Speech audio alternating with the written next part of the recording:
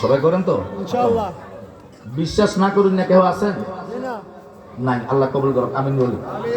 নোয়াখালী বাজার গেছে হুজুর আমি মেরাজ মানি না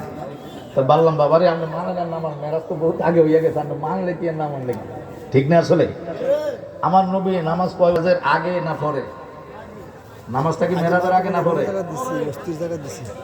মেরাজের থেকে আসার পরে আমরা পাঁচ ওয়াক্ত নামাজ পাইছি তো আমার নবী মেরাজে গেছে মেরাজের নিচে কে জোরে বলেন